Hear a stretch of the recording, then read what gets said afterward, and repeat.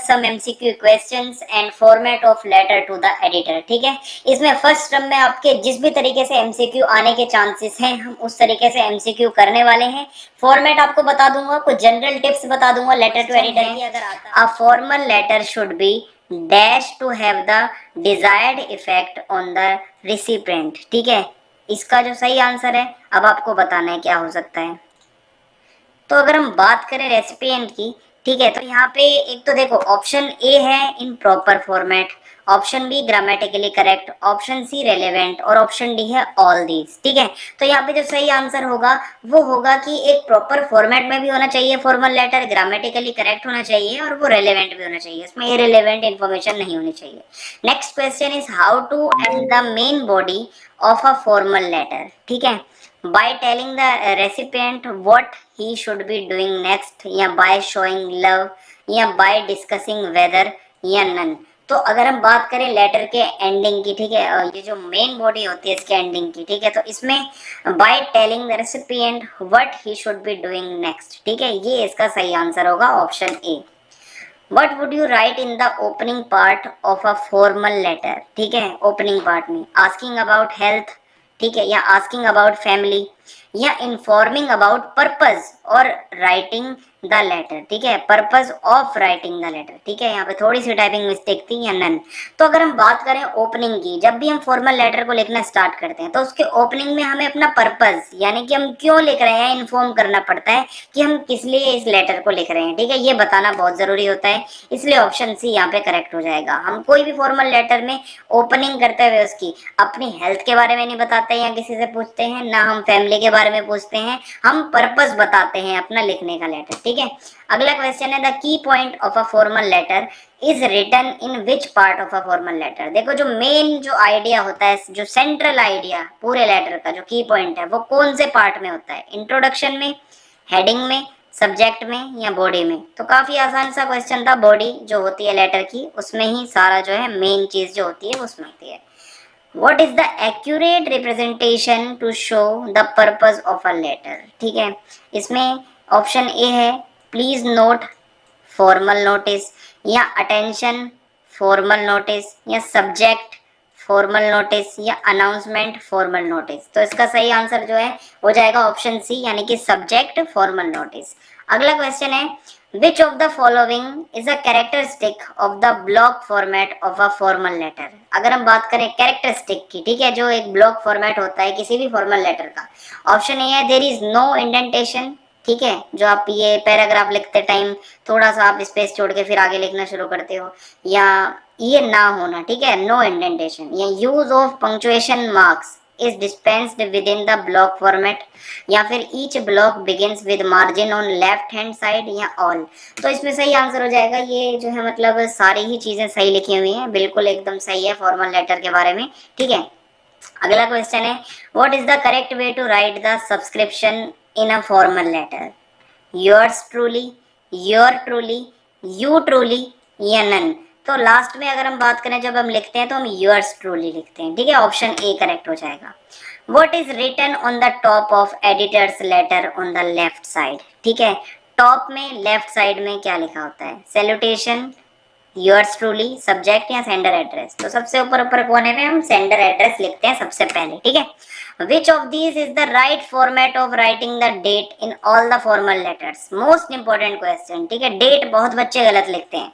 Option A है, ठीक है, 21 फिर ये डंडा लगा देंगे 11 फिर डंडा, फिर हम आगे जो है ईयर लिखते हैं, उसके बाद है 21 फिर ये लगा देंगे 11 फिर ये, ठीक है, फिर 2021, फिर उसके बाद है नवंबर 21 फिर कॉमा 2021। तो ये वाली जो है फॉर्मेट एकदम सही फॉर्मेट है ये, नवंबर 21 फिर कॉमा लगा के 2021। ठीक है, ये डंडा लगाना और ये हाइफन लगा के आप मत लिखना कोई भी फॉर्मेट कहीं भी डेट का।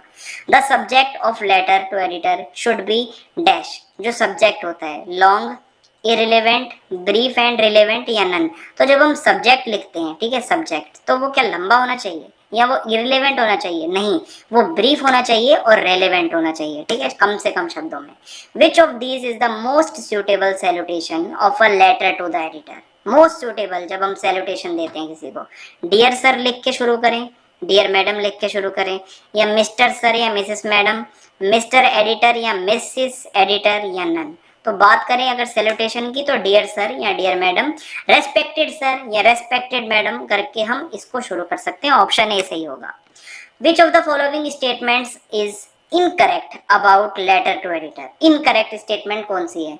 Must be in formal language, ठीक है, must be complete in all respects, ठीक है, मस्ट बी रिलेवेंट इंफॉर्मेशन, ये भी सही है, मस्ट बी इनफॉर्मल, ये गलत है, ठीक है, ये फॉर्मल लैंग्वेज में लिखा जाता है लेटर टू एडिटर, ये इनफॉर्मल नहीं होता। ऑप्शन डी सही हो जाएगा। फिर है what is the motive of writing a letter to the editor? क्या होता है उद्देश्य हम जब लेटर हम लिखते हैं एडिटर को? To ask him to take action. बहुत बच्चे ऐसा करते हैं, sir please solve our problems, ठीक है, लास्ट में लिख देते हैं वो एडिटर के उसमें लेटर में, ये गलत है, ठीक है, हम कोई भी उसको नहीं कह सकते कि वो एक्शन ले। टू ऑर्डर हिम, ऑर्डर भी नहीं दे सकते। To request him to give some space to your views on his in his column, ये हो सकता है ऑप्शन सी, यानी कि हम रिक्वेस्ट कर सकते हैं कि हमारे लेटर के अंदर जो जो प्रॉब्लम्स हैं, जो हमारे कंसर्न्स हैं, आप अपने कॉलम में, अपने न्यूज़पेपर, एस्टीम न्यूज़पेपर के कॉलम में उनको जगा दो, ठीक है, ऑप्शन सी सही हो जाएगा। अगला क्वेश्चन है which of the following is a not a part of a letter to editor? Date, subject, salutation या फोटो? तो डेट भी होती है लेटर में, सब्जेक्ट भी होता है, सैल्यूटेशन भी होती है, पर फोटो नहीं होता, ठीक है, ऑप्शन डी सही हो जाएगा। Where is receiver's address written? On the top of the letter, just below the date, just above date या just after salutation? सही आंसर होगा just below the date, date के जस्ट बाद में रिसीवर एड्रेस को लिखा जाता है। Which of the following are the features of letter to editor? Stick to the point, अपना to the point रहना है, या formal language, या relevant content, या all these? सारी बातें सही हैं। लेटर टू एडिटर लिखते समय अपने अपने जो है ये ध्यान रखना होता है कि टू द पॉइंट चलना है हमें लिखते हुए, फॉर्मल लैंग्वेज होनी चाहिए, इनफॉर्मल ना हो, और रेलेवेंट हो, कुछ भी नहीं लपेट देना है आपको उसके अंदर, ठीक है। तो ऑल दीज जो है सही ऑप्शन इसका हो जाएगा। फिर नेक्स्ट जो है अब मैं आपको कुछ जनरल टिप्स बता देता हूँ।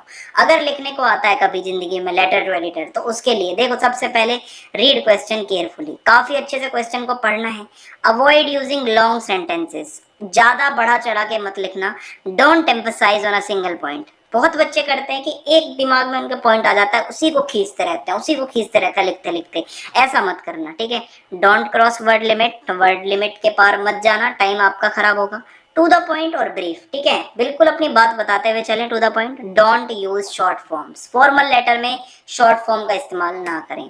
अब अगर फॉर्मेट की बात करें तो कुछ इस तरीके से होता है, सेंडर्स एड्रेस, ठीक है, डेट है आपकी, और उसके बाद यहाँ पे द एडिटर, न्यूज़पेपर्स नेम, उसकी सिटी, सब्जेक्ट लिख सकते हो, अंडरलाइन कर सकते हो चाहो तो, रेस्पेक्टेड सर या मैडम लिख सकते हो। फिर इंट्रोडक्शन दोगे आप अपने कंटेंट का, डिटेल्स बताओगे अपने टॉपिक की। पैराग्राफ 3 में सजेशंस, रिक्वेस्ट, सॉल्यूशन, होप, कुछ इस तरीके से लिख सकते हो। Thanks, yours truly, and name, ठीक है। इस तरीके से आपका पूरा फॉर्मेट चलता है। तो आपको फॉर्मेट बता दिया, जनरल टिप्स बता दिए, एमसीक्यू करवा दिए।